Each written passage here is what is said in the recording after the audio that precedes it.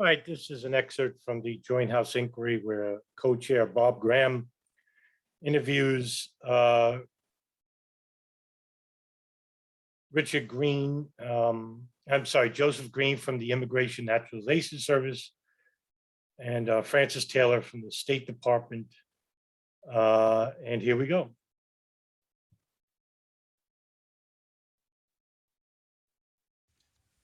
We now are at the point where individual members will be given 5 minutes for questions. I am the first of those, then Congresswoman Pelosi, although she might yield, then Congressman Romer and Congressman Bollert will question in that order. I'm very interested in the issue of terrorists among us. To me, of all of the links of the chain that threaten the people of the United States, one of the most, if not the most significant, is the fact that a particular nation or organization has a capacity inside the United States of trained and placed operatives who are willing and capable of conducting terrorist assaults against us, as we saw so dramatically on September the 11th of last year. In a closed session, it was stated that one of the targets to try to disrupt and avoid the enlargement of those operatives inside the United States would be a closer scrutiny on those persons who we had reason to believe had gone through a training camp and then we're trying to return to the United States or enter the United States for the first time. We are getting a significant amount of data from the results of the war in Afghanistan on that subject. Now the question is, how can we apply it? This question is particularly to Mr. Greene and to Ambassador. Yeah, this would be an interesting situation to be in, right? Because at the time, there's not like a database that could be shared by all the agencies at once. There is a global terrorism database, which basically it's actually the most comprehensive unclassified database in the world. It includes over 200,000 terrorist attacks in the 2019 version. In 2001, the University of Maryland obtained a database of terrorist attacks from 1970 to 1997, which was collated by the Pinkerton Global Intelligence Services. And but in there's certain years that they lost because when they were moving data, for example, from 1993 was lost. Although they believe that the original data, a lot of it was lost during the move. So, you know, the FBI has their own database. There's a tip-off database, which is called tip-off, which is used. And there's not much like a terrorist watch list. You know, you have this, there's like a terrorist screening center used by the FBI, tip-off, which is developed by the Analysts Corporation in Virginia, which is used by the FBI and the Intelligence Committee and now the Department of Homeland Security. But a lot of these databases are outdated. Right? The FBI is notoriously known for having, you know, the mindset of the 1960s in 2020, like 2010, for example. And so they're usually made fun of by other intelligence communities that get bigger budgets. For example, like the Defense Intelligence Agency, like the biggest agency of all, CIA, and now the NSA. I think the NSA makes more than any other agency. But the budgets sometimes are not public. The CIA doesn't make theirs public, for example. So it really doesn't know. But a lot of this funding actually goes to certain programs or to certain offices. It could be for domestic crimes or counterterrorism, international terrorism, white collar crimes, for example. So whatever department has more programs or more action, um, they're the ones that are going to get the bigger the budgets, or whoever has the bigger mouth, in which they can apply it to the inspector general, and then they can go before a Senate Appropriations Committee and usually beg for more money.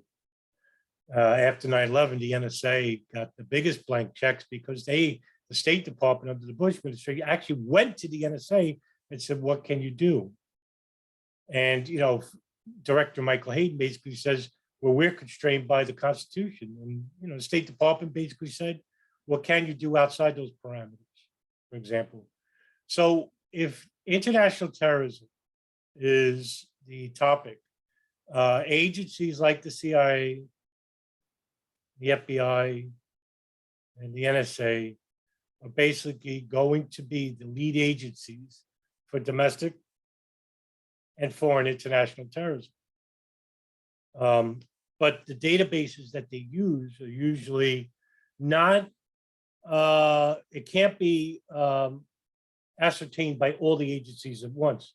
So that's what Bob Graham wants to do. He wants to basically, he's asking these guys from the domestic intelligence services, like the INS and the State Department, are basically saying that, hey, listen, can we basically get a national database of terrorists that is easily accessible for all the agencies involved? Taylor, which would, now that we have, but that came after 9/11, which we shouldn't have took as issue long. visas from most of the countries that are of greatest concern to us to applicants within that country for entry into the United States. How much utility have the intelligence agencies made of your visa list to match it against list of suspect persons to determine if there are people already in the United States, or to be on the watch for persons who might be attempting to enter the United States? I'll start from the interior, Mr. Chairman. As I mentioned to you earlier, the information that we're currently getting in from the various agencies of the national intelligence community, and the 14,000 number that I mentioned to Mr. Shelby earlier, includes but is not limited to CIA cables. But that is giving us a capability when we expand the use of IBIS to people who are already within the United States, for example, applying for benefits, to use that intelligence in a way that we have not been able to before. One of the other things that I mentioned, which is the special registration program under the NSEERS system, is allowing us to focus not only on 5 countries that have been identified by the Attorney General as needing to participate in this special registration process, but also allows for the individual inspectors within certain guidelines and based on certain intelligence to require other people from other countries to register as well. So I think that there's a greater expansion of the information that we now have access to in terms of who poses a potential threat to the United States, in addition to identified targets by name as a result of intelligence work overseas. The challenge for us, as I said to Congressman Hoekstra, 7 million illegal people in the United States by estimates. The challenge is for us to devise a risk management strategy that would allow us really to focus the resources that we have in the interior on identifying those people who pose the greatest potential threat. And Yeah, but who labels the people as potential threats, right? Well, that depends on the agency involved. The danger about this would be like, for example, in November of 2001, the executive branch gave full, and this is under Dick Cheney, by the way, not Bush. This was led by Dick Cheney, the vice president, in allowing not the Department of Justice, but for the State Department to label people as terrorists. That's, can you imagine consolidation of power dedicated to the hands of the few? And it was a memorandum that basically said that those who are deemed terrorists are not afforded the rights of the Geneva Convention. In other words, unlawful detention, indefinite detention without seeing a lawyer for crimes that you can't see and for an indeterminate amount of time. And I mean, look at what's happening in Guantanamo Bay, for example. The 5 individuals who are charged with the events of September 11, 2001, Khalid Sheikh Mohammed, Ramzi bin al-Shib, Wali bin Atash, Almar Baluchi, and Mustafa al-Hasnawi, all al-Qaeda operatives, and all are charged with the events of September 11, 2001. They are charged with these crimes. And yet, we're now in the year 2022, no trial. And there is a trial date, I think 2024. What the hell is the holdup? But this is what happens when you give a consolidation of power to the executive branch, right? It should be up to the Department of Justice, the FBI, to basically bring charges against these people and try them in such a place like the Southern District of New York. No, instead, the State Department wants them held in a military tribunal where the laws don't apply, domestic laws afforded to regular citizens of the United States, because 1, they're not citizens of the United States, and 2, they're labeled terrorists, labeled to them by the State Department, afforded to them in the memorandum in November of 2001, in which was created by Dick Cheney. They didn't, in fact, how dangerous that is that Dick Cheney didn't even involve the Attorney General, John Ashcroft, or Colin Powell, State Department, Condoleezza Rice, National Security Advisor. Hardly anyone knew in the judicial branch about this memorandum, which was written by White House lawyers like David Addington and John Yoo. And, these are the people who are, these are criminals. And so Joseph Greene basically is just suggesting that the people who are already inside the United States, who are foreigners, nationals from a different country that are here in the United States, trying to get benefits like welfare and whatnot. Who can we discern the threat to the United States to those who are not? And now we have, it's 20 years, what is this, 2004? So 17 years later, we still have a problem of immigration regarding borders. Now, whether, I'm not going to debate open or closed borders. I think it's relevant anyway. But if we start selecting who could come in the country and who cannot, based upon their backgrounds of other countries, and, we don't want, and if we consolidate that power to just the hands of the few, like what we did with the memorandum in November 2001, we're going to have a very, very problematic future. It's based it's problematic in that it's dangerous. On the intelligence that we receive from the various components in the national intelligence community that in part helps us devise a system that allows us to manage because if we consolidate power to the executive branch, for example, and say, yeah, these guys, we're going to label them terrorists. Now, that doesn't mean it could be Arab fundamentalists, it could be anybody, because the definition of terrorist is vague. It's left open for interpretation by who? The executive branch. I'd like to ask a quick question before. You know how many people were released from Guantanamo Bay because they weren't terrorists? And yet, look what we did to these people. I think it's over 800 people. Ambassador Taylor, could you assess in a few words where are we in terms of implementing the system that you have just outlined? We are just starting.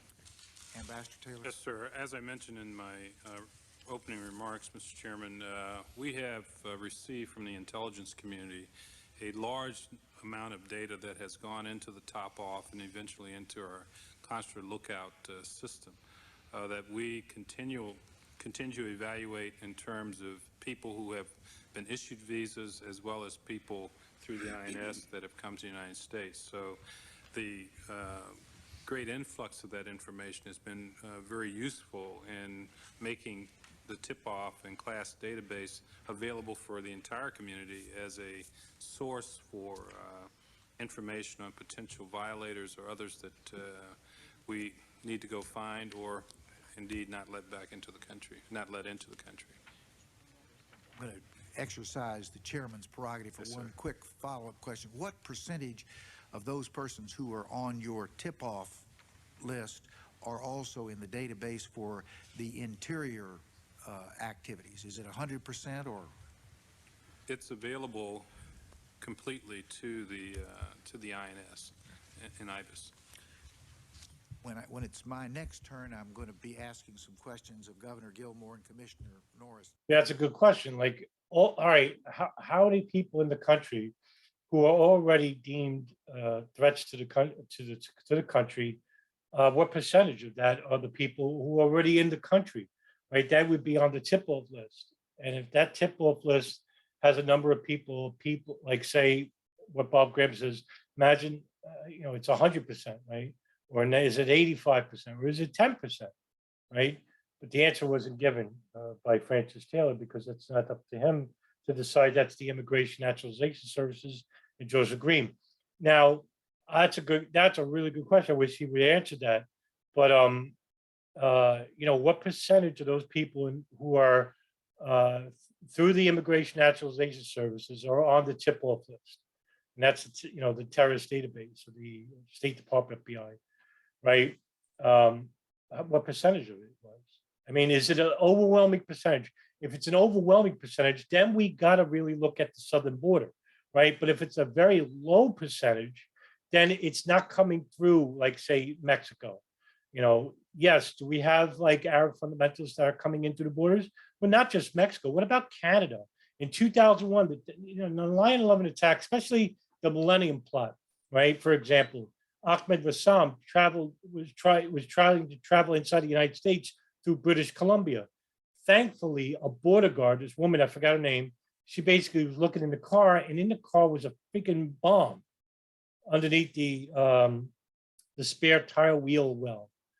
And, he ran away, but he got caught. But everyone talked about Mexico, but it's the Canadian borders which are usually used by Arab fundamentalists previous to 9/11. I don't know about anymore, whether those security portals are much more secure than they were pre-9/11. I couldn't tell you, so I don't know. But everybody, generally, the general public only thinks about the borders south of us in Mexico and Texas, right? But pre-9/11, it was Canada, British Columbia, Winnipeg, Victoria. That's how a lot of these Arab fundamentalists came in from. Ali Muhammad, for example, of the 1993 and Landmarks plot, and of course, the East Africa embassy bombing. But I digress, and that's the end of this episode. And I'll see you at the other.